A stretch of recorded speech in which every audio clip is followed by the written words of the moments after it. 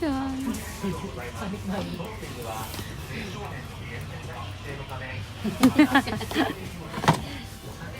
Sabi na nga be, ayoko pumunta ng Donkey kasi pag may nakita, panic buying, halos lahat na lang gustong bilihin.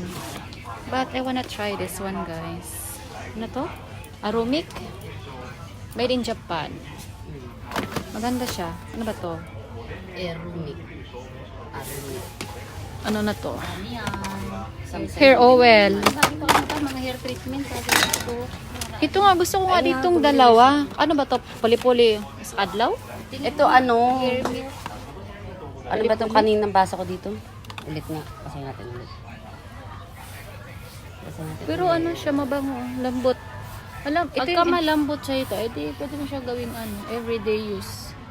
Pagkatapos mag-blower daw. Pagkatapos, or before mag-blower, mas better. Kasi init ang blower. Ito, pagkatapos mag-blower. Ayan, pagkatapos. Ito, before Before blower. blower. Ayun yung maganda.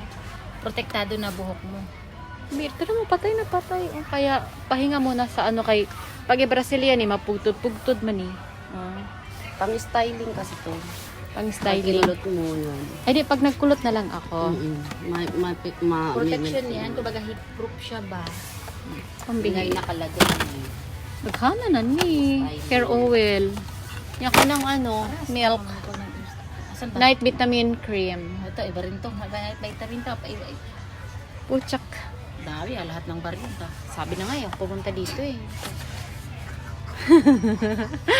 Good yan ta. Kasi ano, before ka matulog, ilagay mo Yeah. yan. It's a new product in Donkey, guys. Try nyo.